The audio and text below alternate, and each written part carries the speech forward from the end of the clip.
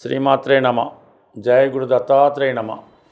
ఈ వీడియోలో మనం వృత్తి నిర్ణయించే గ్రహాలు మరి ప్రస్తుతం శనిగ్రహ వక్రగమనం వల్ల వృత్తిపై ఎటువంటి ప్రభావం చూపుతుంది, ఏ ఏ వృత్తులు చేస్తున్న వారికి ఏ ఏ గ్రహాలు బలంగా ఉండాలి, మనం ఖచ్చితంగా ఏ వృత్తిలోకి ఎంటర్ అవ్వాలో ఏ గ్రహం తెలియజేస్తుంది. అలాగే మనం వ్యాపారం చేయాలనుకున్నప్పుడు ఏ గ్రహం బలంగా ఉంటే మనకి ఆ సమయంలో వ్యాపారం కలిసి వస్తుంది, ఏ రకమైన వ్యాపారానికి ఏ గ్రహం కలిసి వస్తుంది, ఇవన్నీ కూడా మనం ఈ వీడియోలో తెలుసుకునే ప్రయత్నం చేద్దాం. సాధారణంగా ఎక్కువగా సినిమా సంబంధించినటువంటి పరిశ్రమలో ఏ వృత్తిలో అయినా సినిమా నటన టీవీ మీడియాలో ప్రవేశించాలంటే శుక్ర అలాగే చంద్రగ్రహాలు బలంగా ఉండాలి. అలాగే మీరు సినిమా రంగంలో హీరోగా రాణించాలంటే చంద్రుని యొక్క బలం తప్పనిసరి. అదే క్యారెక్టర్ యాక్టర్గా విలన్గా రాణించాలంటే కుజుని యొక్క స్థితి చాలా బలంగా ఉండవలసి ఉంటుంది. అలాగే మీరు ఒక పారిశ్రామికవేత్తగా లేదంటే ఏదైనా ఒక సంస్థను ప్రారంభించి 10 మందికి ఉపాధి కల్పించే వృత్తులు చేయాలన్నా, చిన్న స్థాయి నుంచి పై స్థాయికి వెదగాలన్నా శని యొక్క బలం తప్పనిసరిగా ఉండవలసి ఉంటుంది. ప్రస్తుతం ఉన్నటువంటి సాఫ్ట్వేర్ రంగానికి, మెడికల్ రంగానికి, సినిమా సంబంధించినటువంటి ఈ గ్రాఫిక్స్ టెక్నాలజీ సంబంధించిన వృత్తుల్లో రాణించాలంటే వారి యొక్క జన్మజాతకంలో రాహుగ్రహం బలంగా ఉండవలసి ఉంటుంది. మీరు పోలీస్ డిపార్ట్మెంట్లో కానీ, ఎక్సైజ్ డిపార్ట్మెంట్లో కానీ, క్రీడా రంగంలో కానీ, లేదంటే ఏదైనా ఒక వృత్తిలో కంపల్సరీగా మీరు ఒక డ్రెస్ కోడ్ యూనిఫారం ధరించవలసినటువంటి ఉద్యోగంలో ఉండాలంటే కుజుని యొక్క బలం తప్పనిసరిగా ఉండవలసి ఉంటుంది. అలాగే ప్రభుత్వ ఉద్యోగంలో మీరు ప్రవేశించాలనుకుంటే రవి యొక్క బలం చాలా అనుకూలంగా బలంగా ఉండవలసి వస్తుంది.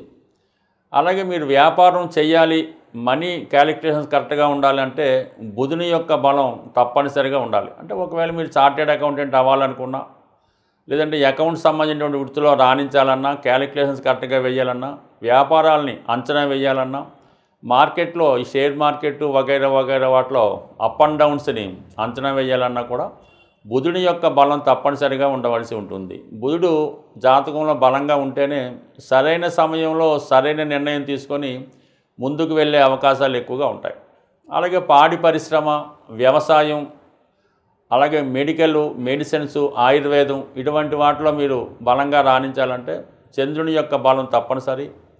అలాగే కొన్ని ఆధ్యాత్మిక వృత్తులు, ఈ పౌరోహిత్యం, ఈ ప్రవచనాలు, ఈ జ్యోతిష్యం, ఆధ్యాత్మిక సంబంధించిన వృత్తుల్లో రాణించాలంటే కేతువు యొక్క బలం తప్పనిసరిగా ఉండవలసి ఉంటుంది.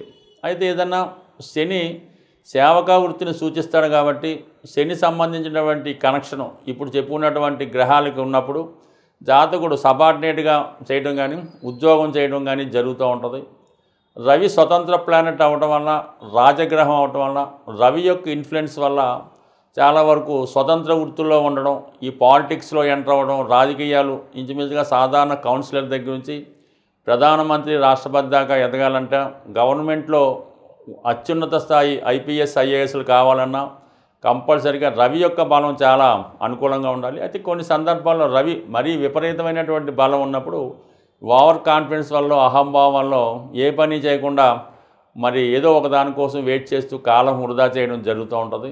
ఒక విధంగా కొన్ని సందర్భాల్లో రవి బలహీనంగా ఉన్నప్పుడే అతడు అటు ప్రభుత్వ ఉద్యోగాల్లో రాణించగలుగుతూ ఉన్నారు. రవి బలంగా ఉన్నవాళ్ళు రాజకీయ రంగంలో రాణించగలగడం కూడా జరుగుతూ ఉంటుంది. ఈ విధంగా ప్రతి గ్రహానికి కూడా ఏదో ఒక వృత్తికి, ఏదో ఒక వ్యాపారానికి లింకప్ అయి ఉండడం జరుగుతూ ఉంటుంది. ఏదైనా జాతకుడు వృత్తిలో రాణించాలంటే 2-3 గ్రహాల యొక్క ప్రభావం ఉంటేనే ఆ జాతకుడు ఆ వృత్తిలో రాణించగలుగుతూ ఉంటాడు. ఏదైనా దశమ భావం బలంగా ఉండాలి, దశమాధిపతిని శుభగ్రహాలు చూస్తుండాలి. అలాగే దశమలో ఏ గ్రహం బలంగా ఉంటే, అంటే 2-3 గ్రహాలు ఉన్నప్పుడు ఏ గ్రహం బలంగా ఉంటే ఆ వృత్తిలో రాణించడం జరుగుతూ ఉంటుంది. గురువు బలంగా ఉంటే బ్యాంకింగు, ఫైనాన్సు, ఉపాధ్యాయ వృత్తిలో రాణించగలుగుతూ ఉంటారు.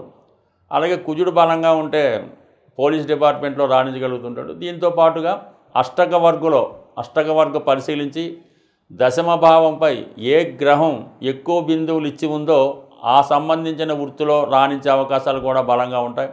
బట్ ఏదైనా ఒక్క దశమ స్థానమే కాకుండా అర్ధ త్రికోణాలైనటువంటి 2, 6, 10 పరిశీలించి జాతకుడు యొక్క లగ్న బలాన్ని కూడా పరిశీలించి వృత్తిని నిర్ణయించవలసి ఉంటుంది. కన్యా రాశి వారు ఏ వృత్తిలో రాణిస్తారు, వీళ్ళు తొందరగా కోటీశ్వరులు అవ్వాలంటే ఏం చేయాలి అన్న విషయాన్ని మనం పరిశీలిద్దాం. ఈ కన్యా రాశికి బుధుడు అధిపతి. బుధుడు సహజంగా చాలా తెలివైనటువంటి ప్లానెట్. ఏ విషయాన్నైనా తొందరగా గ్రహించి దాన్ని అమలు చేయడం జరుగుతూ ఉంటుంది. అలాగే ఒకరిని అనుకరించడంలో చాలా టాప్ ర్యాంక్ కలిగి ఉంటారు ఈ కన్యా రాశిలో జన్మించిన వారు. అంటే బుధుడు ఎక్కువగా మిమిక్రీ ఆర్టిస్టులు ఉంటారు. వాళ్ళు అందరి యొక్క కంఠాలని వాయిస్ని అనుకరించి బాగా అందరినీ మెప్పిస్తూ ఉంటారు. ఈ బుధుడే దానికి కారణం అవుతూ ఉంటాడు. సో అందువలన వీళ్ళు ఎవరైనా ఒకళ్ళు ఆదర్శంగా తీసుకొని వారు వెళ్ళే మార్గంలో వెళ్తూ ఆ విధంగా టాప్ ర్యాంక్లోకి రావడానికి ప్రయత్నం చేస్తూ ఉంటారు. అయితే వీళ్ళకి ఎవరో ఒకరు ఆదర్శంగా ఉండాలి, ఆ విధంగా వీళ్ళ జీవితంలో ముందుకు వెళ్ళడం జరుగుతూ ఉంటుంది. సహజంగా వీళ్ళకి దశమాధిపతి కూడా బుధుడే అయ్యాడు. అందుకని వీళ్ళు వృత్తి ప్రవృత్తి కూడా ఒకటే అవుతూ ఉంటుంది. వాడు సినిమాలో వెళ్దాం అనుకుంటాడు, అదే వృత్తి అవుతుంది, అదే వాడికి ఇంట్రెస్ట్ అవుతూ ఉంటుంది. అయితే సహజ రాశి చక్రంలో ఇది 6వ రాశి అవ్వటం వల్ల వీళ్ళు సబార్డినేట్గానే ఉండడం జరుగుతూ ఉంటుంది. 99% ఇంచుమించుగా సినిమాకి సంబంధించినటువంటి 24 క్రాఫ్ట్స్లో కూడా ప్రతి రంగంలో కూడా వీళ్ళు ఉండడం జరుగుతూ ఉంటుంది. అయితే ఎక్కువగా టెక్నీషియన్స్గా, సబార్డినేట్స్గా, డైలీ వేజెస్ మీద చేస్తున్న వాళ్ళే ఎక్కువగా ఉండడం జరుగుతూ ఉంటుంది. సో అందువల్ల వీళ్ళు ఎప్పుడూ కూడా ఒక విధంగా ఆర్థికపరమైనటువంటి ఇబ్బందుల్లో ఇరుక్కోవడం జరుగుతూ ఉంటుంది. సో కొంతమంది ఏంటంటే పెద్ద పెద్ద షాపింగ్ మాల్స్లోను, వ్యాపార సంస్థలో సేల్స్ సంబంధించినటువంటి డిపార్ట్మెంట్లో ఉండడం జరుగుతూ ఉంటుంది. సేల్స్ గర్ల్స్ అవ్వచ్చు, సేల్స్ బాయ్స్ అవ్వచ్చు. అలాగే వ్యాపార పరంగా ఆలోచించినప్పుడు ఈ గ్రామీణ ప్రాంతాల్లో, అలాగే టౌన్స్లో ఉన్నటువంటి చిన్న చిన్న సందుల్లో ఈ చిన్న ఈ కిరాణా షాపులు, ఈ జెరాక్స్ సంబంధించింది, పూర్వకాలంలో టెలిఫోన్ బూతులు, అంటే ఏ రోజుకి ఆ రోజు సంపాదించే విధంగా చిన్న స్థాయి వృత్తుల్లోనే వీళ్ళు ఎక్కువగా స్థిరపడడం జరుగుతూ ఉంటుంది. మరి కొంతమంది ఏదన్నా ఒక ముఖ్యమంత్రి దగ్గర, ఎమ్మెల్యే దగ్గర, లేదంటే ఏదన్నా ఒక వార్డు కౌన్సిలర్ దగ్గర సహకారిగా ఉంటూ వారికి సలహాలు ఇస్తూ ఆ విధంగా ధనార్జన చేస్తూ ఉండడం జరుగుతూ ఉంటుంది. అయితే వీళ్ళు బాగా కృషి చేస్తే, జాతకంలో బుధుడు బలంగా ఉంటే కంపల్సరీగా వీళ్ళు వైద్య వృత్తిలోనూ లీడర్లుగాను బాగా రాణించగలుగుతూ ఉంటారు. న్యాయవాదులుగా రావడం కూడా జరుగుతుంటుంది. ఎస్పెషల్లీ చార్టెడ్ అకౌంటెంట్స్గా కామర్సు 99% ఈ మిథున రాశి, కన్యా రాశి ఎక్కువ గ్రహాలు ఈ 2 రాశుల్లో ఉన్నప్పుడు వాళ్ళు సాధారణంగా కామర్స్ విద్య చదవడం, ఈ బ్యాంకింగ్ అండ్ ఫైనాన్స్ రంగంలో ఉండడం, ఈ చార్టెడ్ అకౌంటెంట్గా పెద్ద పెద్ద సంస్థల్లో పనిచేస్తూ ఆ సంస్థ అభివృద్ధికి కారణం అవడం, ఈ లెక్కల్లో బాగా ఆరితేరి ఉండడం వల్ల మరి దానికి సంబంధించినటువంటి ఈ స్టేట్మెంట్లు ఇవి పెట్టడంలో చాలా సిద్ధహస్తులు కలిగి ఉంటారు. బట్ ఏదైనా ఒక సంస్థ రాణించాలన్నా, ఒక వ్యక్తి పైకి రావాలన్నా ఈ కన్యా రాశి వారి యొక్క సహకారం లేకుండా జీవితంలో ఎవడు కూడా పైకి రావడం అన్నది జరగదు. ఏ సంస్థ కూడా వృద్ధి చెందడం అన్నది జరగదు. అంటే వీళ్ళ జీవితంలో శుక్రుడు ధన భాగ్యాధిపతిగా ఉండడం వల్ల ఈ రాశిలో జన్మించేటువంటి స్త్రీలు ఎక్కువగా కళారంగం, టీవీ, మీడియా, సినిమా రంగంలోనూ, అలాగే బ్యాంకింగ్ రంగంలోనూ, మరీ ముఖ్యంగా ఈ ఫ్యాషన్ డిజైనింగు, బంగారు నగలు తయారు చేయడం, స్త్రీలను అలంకరించడం, ఇటువంటి వృత్తుల్లో కూడా వీళ్ళు రాణిస్తుంటారు. అంటే వీళ్ళకి కన్యా రాశిలో ఈ హస్త నక్షత్రం ఉండడం వల్ల బాగా వీళ్ళు హ్యాండ్ స్కిల్స్ కలిగి ఉంటారు అన్నమాట. చేతి వృత్తుల్లో బాగా రాణించడం జరుగుతూ ఉంటుంది. అందువల్ల అల్లికలు, ఈ కుట్లు, ఈ మిషను, ఈ ఎంబ్రాయిడరీ, అంటే వీళ్ళ ఆలోచన కూడా ఎంతసేపు కూడా ఈ విధంగానే ఉంటుంది. ఏదో మన దగ్గరికి అనేక మంది వస్తూ ఉంటారు, వాళ్ళు చిన్నగా టైలింగ్ పెట్టుకుంటే ఎలా ఉంటుంది, లేదంటే మామూలుగా బ్యూటీ పార్లర్ పెడితే ఎలా ఉంటుంది, ఈ బట్టలు అమ్మితే ఎలా ఉంటుంది అడుగుతారు తప్ప పెద్ద పెద్ద ఆలోచనలు సాధారణంగా వీళ్ళకి రావడం జరగదు. ఉన్నంతలోనే తృప్తి పడడం, అలాగే వీళ్ళ ధనాన్ని చాలా పొదుపుగా వాడుతూ సంపాదించిన ధనాన్ని ఎవరో ఒకరికి అప్పు రూపంలోనో ఇంకో రూపంలోనో ఇచ్చి మోసపోవడం, చివరి జీవితంలో ఏదీ లేకుండా ఇబ్బంది పడడం జరుగుతూ ఉంటుంది. చిన్నదైనా పెద్దదైనా ఈ రాశివారు విద్యకు సంబంధించింది ఎక్కువ రాణించగలుగుతూ ఉంటారు. అకౌంట్స్ డిపార్ట్మెంట్లో బాగా రాణించగలుగుతుంటారు. వీరి జీవితంలో శని కుటుంబ స్థానంలో ఉచ్చ పొందుతూ ఉంటాడు. అందుకని కుటుంబ స్థానంలో శని యొక్క ప్రభావం ఎక్కువగా ఉంటుంది కాబట్టి ఎప్పుడూ ఏదో ఒక ఆర్థికపరమైన ఇబ్బంది, ఎవరో ఒకరికి సేవ చేయడం, ఎవరో ఒకరికి హెల్ప్ చేయడం, వాళ్ళ వల్ల మోసపోవడం ఇవన్నీ కూడా జరుగుతుంటాయి.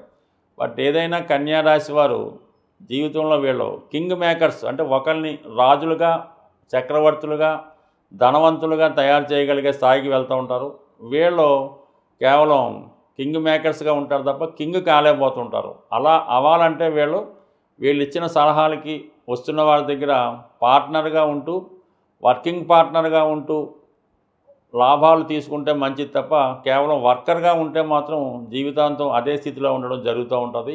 ఎవరైనా వారు చేస్తున్నటువంటి వృత్తిలో కానీ వ్యాపారంలో కానీ నిలకడగా ఉంటూ దినదిన అభివృద్ధి చెందాలంటే కంపల్సరీగా వాళ్ళు వారి దినచర్యలో చాలా పర్ఫెక్ట్గా ఉండవలసి ఉంటుంది. అంటే వాళ్ళు ఉదయం ఎన్ని గంటలకు లెగుస్తున్నారు, ఎన్ని గంటలకి నిద్రపోతున్నారు, అలాగే ఈ భోజన విరామ సమయాలు ఇవన్నీ కూడా ప్రతిరోజు కూడా పర్ఫెక్ట్గా ఒకే టైంకి మెయింటైన్ చేయవలసి ఉంటుంది. అంటే ఆ టైం మెయింటైన్ చేయడం వల్ల మీరు అనుకున్న పనులు ఖచ్చితంగా ఆ టైంకి జరుగుతూ ఉంటాయన్నమాట. అందుకని ముందు మీరు టైం మెయింటైన్ చేయవలసి ఉంటుంది. అలాగే ప్రభుత్వానికి చెల్లించవలసినటువంటి income tax, sale tax, GST వగైరా వగైరా పర్ఫెక్ట్గా అకౌంట్ మెయింటైన్ చేయడం, టెన్షన్గా మనం వారికి పే చేయవలసినటువంటి గవర్నమెంట్కి చెల్లిన ప్రతి ట్యాక్స్, ఇన్కమ్ ట్యాక్స్ అవ్వచ్చు, రోడ్ ట్యాక్స్ అవ్వచ్చు, సేల్ ట్యాక్స్ అవ్వచ్చు, ఇవి ఖచ్చితంగా పే చేయవలసి ఉంటుంది. అలాగే వాహనాలకు చెల్లించినటువంటి ఎటువంటి చలానాలు లేకుండా, పన్ను ఏది బాకీ లేకుండా ఉండడం జరిగితే, అలాగే మీ పిల్లలకి చెల్లించినటువంటి కాలేజీ ఫీజులు కానీ, కాన్వెంట్ ఫీజులు కానీ అప్ టు డేట్గా చెల్లించవలసి ఉంటుంది. అలాగే మీరు అద్దె ఇంట్లో ఉంటే టైంకి అనుకున్న తారీఖు కన్నా ముందుగానే అద్దె చెల్లించవలసి ఉంటుంది. అంటే మీకు ఇవి కొద్దిగా ఆశ్చర్యంగా జరిగి ఉండొచ్చు. మీరు ఏదైతే ఇవన్నీ పర్ఫెక్ట్గా నిర్వహిస్తారో, ఏదైతే మీరు తీసుకున్నటువంటి అప్పుకి లోన్ కరెక్ట్గా కడుతుంటారో, అప్పుడు మీ జీవితంలో సక్సెస్ కూడా చాలా తొందరగాను చాలా పర్ఫెక్ట్గా వస్తుంది.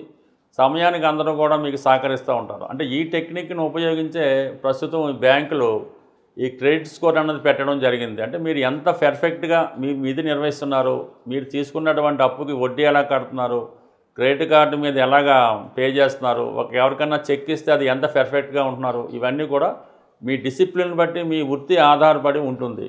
అందువల్ల ఏంటంటే ఇవన్నీ కూడా పర్ఫెక్ట్గా మెయింటైన్ చేయండి. దాంతోపాటు సూర్య భగవానుని ఆరాధించడం, ఆదివారం నియమంగా ఉండడం, ఆదిత్య ఉదయం వినడం జరుగుతుంది. అలాగే మీకు జన్మనిచ్చినటువంటి తండ్రి గారు, అంటే సహజంగా మీకు మీ యొక్క జన్మజాతకంలో 9వ స్థానమే అదృష్ట స్థానం, అదే భాగ్యస్థానం, అదే మీ తండ్రి స్థానం.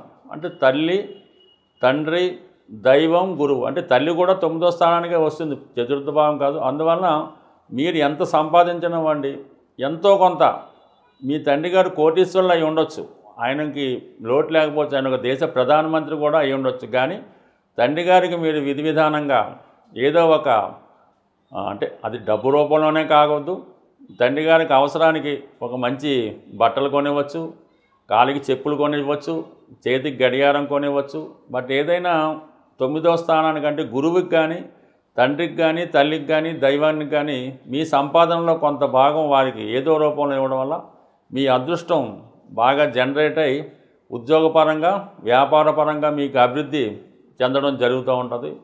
ఎట్టి పరిస్థితుల్లో కూడా మీ యొక్క తల్లిదండ్రుల్ని మీకు వాళ్ళని భరించడం కష్టమైనప్పుడు పక్కకు తప్పుకోండి.